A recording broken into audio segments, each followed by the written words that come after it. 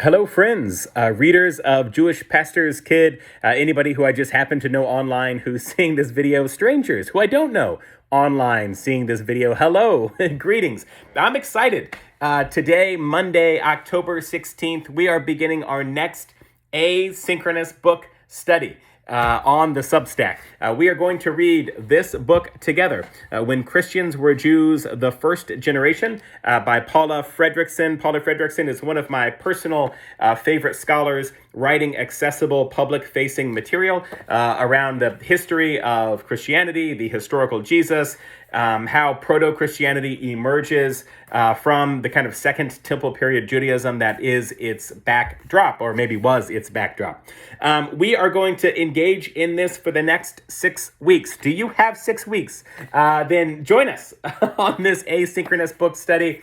I'm planning for us to spend individually, just about 1 hour each week. If you read at about an average level, then you can read I don't know, about 45 pages within an hour's time. We're going to move through the book. It's broken up into 5 parts. So we're going to explore all 5 parts. We're going to give 1 week to each part. And then at the end, we'll have kind of a 6th week to sort of bring it all together. Maybe we'll connect in kind of a YouTube live setting or something like that so we can exchange thoughts in real time. But this is an asynchronous study, meaning that we're going to go at our own pace. So the very first week, which is what we're starting right now, friends, it's Monday. It's the first week. Side 1, track A. We're starting right now. So we have the prologue and the first part of the book, which includes some chapters. It's not exactly broken out into chapters. It's more like parts. But we will begin all of what is part 1. Right now, I just want to tease out for you some in the prologue and some in the first chapter that I really want you to be alert to. Each and every Monday, you'll get a video just like this one. I promise not to go any longer than 10 minutes, but I can't guarantee that I will be much shorter than 10 minutes. These videos usually 8 to 10 minutes is what makes sense. If you have not yet ordered your book, order your book. Here's the version that I have. Of course, Kindle or other e-readers, check out your library, check out your thrift bookstore or thriftbookstore.com. You can get it from the big giant if you want to get it from the big giant.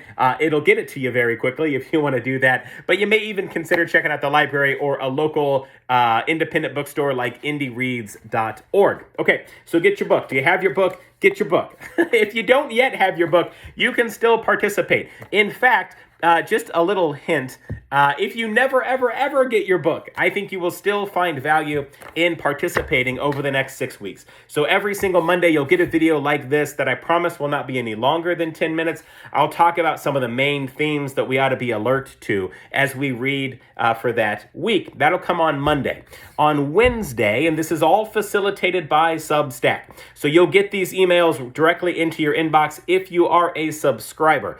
Just subscribe for free to Jewish Pastor's Kid or jewishpk.substack.com. Of course, if you want to show me some love and pay me $6 a month for the content, I always appreciate it, not to sound too shameless here. But by all means, subscribe for free. You don't have to, invest in money if you're still trying to kind of check it out. Even for paid subscriptions, you get 30 days free. So whatever.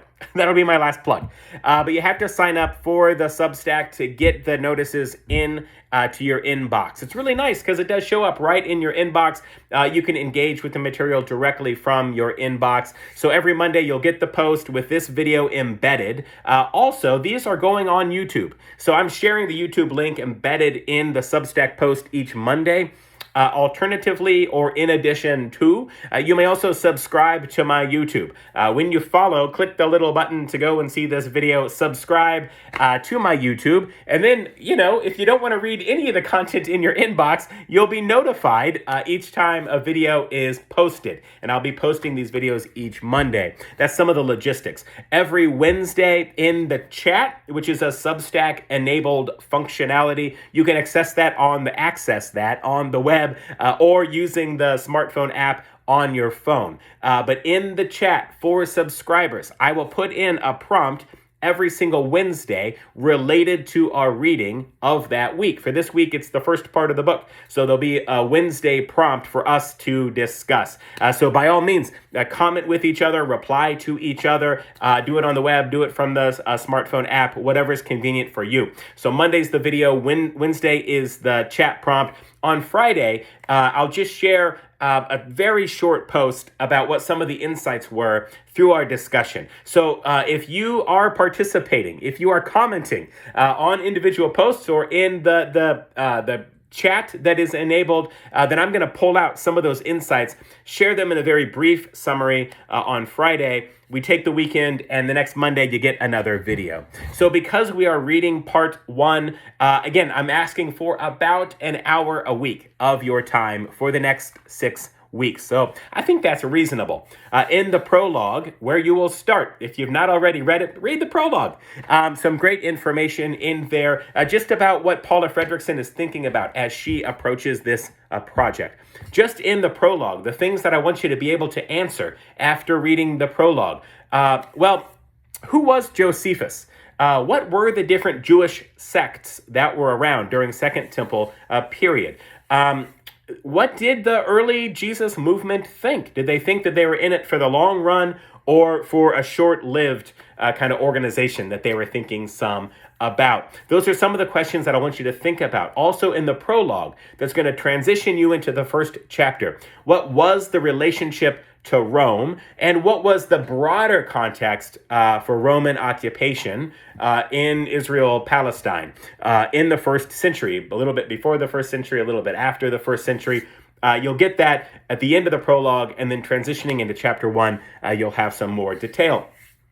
In chapter 1, I want you to be thinking about what is the relationship between the Galilee and Judea, specifically around Jerusalem. Were there differences between what life looked like in the Galilee versus what life looked like in Jerusalem? That'll be important to think about. Related to that geography is also about what Paula Fredriksen calls the itineraries. Or itineraries. Why am I saying like I'm pronouncing things weird? Itineraries for Jesus and the Jesus movement. It's presented a little bit differently by each gospel account. What should we be looking for? What should we be paying attention to for the different itineraries that are described in chapter 1, described both by Paul and by the gospel accounts. Speaking of Paul, what do we know about Paul? What was Paul's relationship to the early church or the early Jesus movement? How might we date the Pauline epistles, dating those a little bit differently than the constructed gospel accounts. In chapter 1, you'll learn a lot about the Essenes. Now, if you've been a regular reader on Jewish Pastor's Kid, we've talked about the Essenes a lot. We've talked about them in relation to John the Baptist. We've talked about the Essenes in relation to the Qumran community, where we found the library, the Dead Sea Scrolls. So you'll get some more detail about the Essenes, and that's going to help you to think more critically about those Jewish sects generally around Second Temple period Judaism. And then to sort of tie a bow around all of that in chapter 1, be thinking about just the general timeline of events with respect to the gospel accounts, to the Greek scriptures. So we talked about dating Paul versus dating the gospels. So just have in your mind the general timeline of events, thinking that Jesus was sort of doing the ministry in the 20s and 30s of the Common Era. Then when does Paul write about it? When do the gospel accounts construct that? And then you might even think, although this isn't covered in chapter 1, you might start to think about when Rome adopts Christianity as the state religion, happening more in the 3rd and 4th centuries. We know through the mirror of history that Rome is on the horizon for the early Jesus movement. They may or may not have known that, but we modern readers can have that in mind. So that's kind of the format of video like this every Monday, chat prompt every Wednesday, a very brief summary each Friday, rinse and repeat for 6 weeks. I'm asking for about an hour at least-ish of your time each week. I hope it goes at your own pace, that you enjoy it, that you're learning some insights along the way. One of my absolutely very favorite books here, When Christians Were Jews, the First Generation. So I'm so excited to have you on this journey together through an asynchronous go at your own pace kind of a study. And just happy reading. I'll be with you with a chat prompt on Wednesday. All right, much love, friends. Thanks so much for joining this with me. We're going to have a great time over the next 6 weeks. See ya.